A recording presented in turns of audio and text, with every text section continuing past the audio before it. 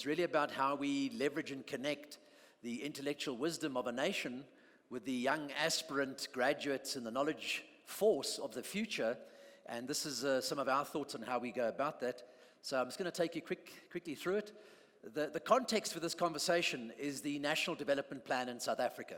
So we have this huge thing from Trevor Manuel, which really, if it came to pass, would transform us as a subcontinent.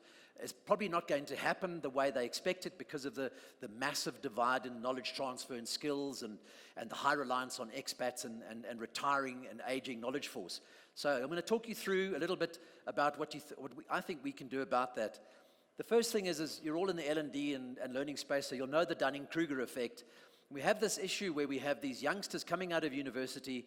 They connected to everything on the planet through their smartphones, and so they have these high levels of confidence, low levels of competence actually, or capability. But the enthusiasm takes them into places where they make expensive, predictable, repetitive mistakes, much to the cost of our own organizations and the frustration of our senior management teams. So we believe that by implementing something like this, what we call the CyberSage, or the mentor that is available almost 24/7 in collaborative groups and through collaborative platforms, is really the answer, not just for our organizations, but actually at a nation-building level.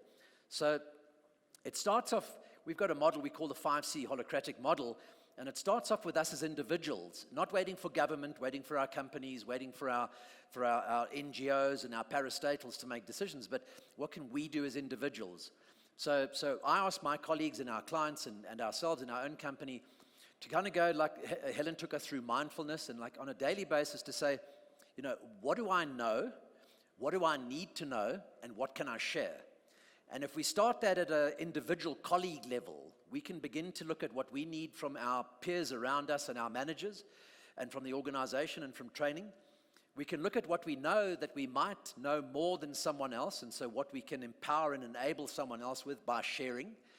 And then what do we need to know and go out there and find that. So if we just very simply, animate that out, we would build better communities and companies, and if we did that obviously by implication, we'd build a much better nation. So I'm on the education and training panel of the Institution of Civil Engineers. I'm an engineer by background. And we're working with the construction sector to try and get this inculcated into the major engineering and construction sector, because we are bleeding talent in that sector, as you are in banking and in every other area. And the challenge is that if accountants and economists make mistakes, it just costs lots of tom. When doctors and engineers make mistakes, it kills lots of people. So we can't afford not to have a mechanism that creates this pervasive culture of knowledge exchange and sharing on a sustainable and successful basis. This is not a nice to have. This is a national imperative. So very quickly, the talk that I prepared, apologies for the slight focus on the engineering construction sector. This, as I said, this is a quick stand-in presentation.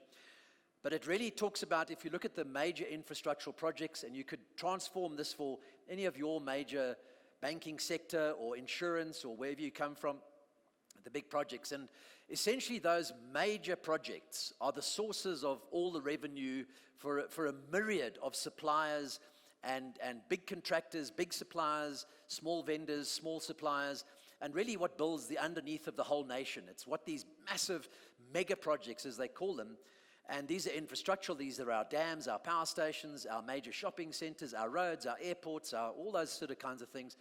But also exactly the same in the banking sector, in the insurance sector, in the various different manufacturing entities. These are those big things out there that you have to do. And what we believe is that in all of those areas, they're going to be the same repetitive, predictable, very costly errors made year on year across all of those projects made by all the different companies.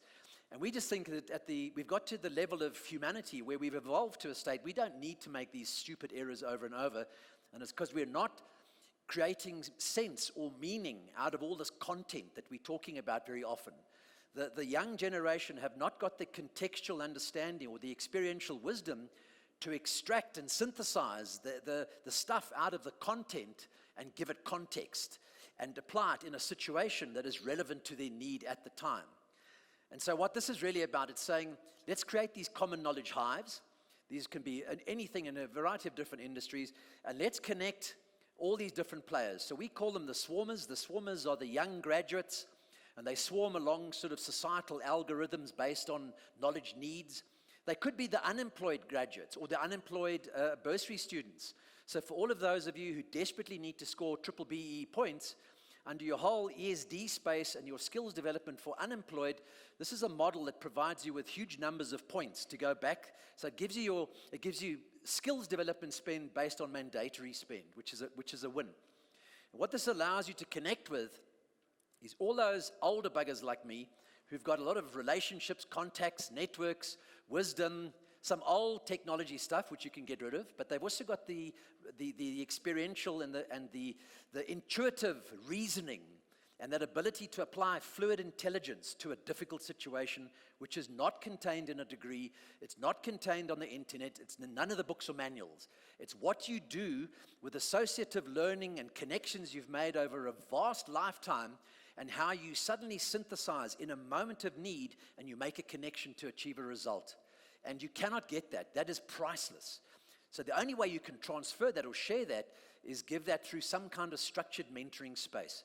So that's what we're trying to do.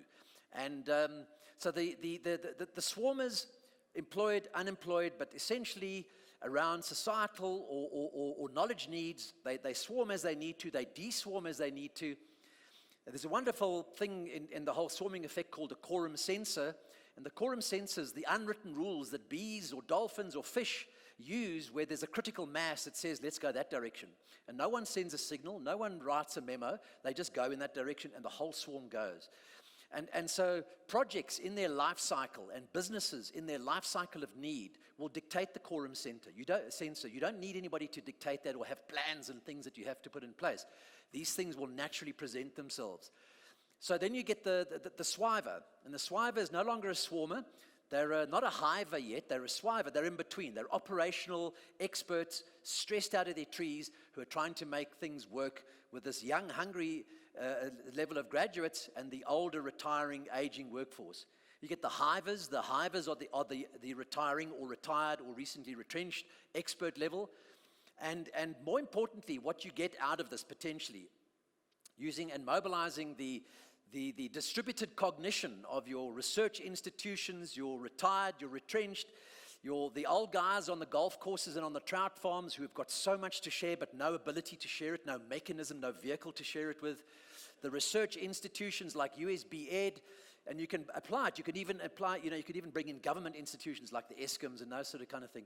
But the big trick over here is that you get the thriver. And out of this, by creating a ubiquitous 24/7, on-demand, just-in-time, just enough, just for me kind of learning space for the young generation, they can break out of the old job searching space or being a statistic in a big organization, and they can start job creation themselves. They can start their small businesses, offering services, building products.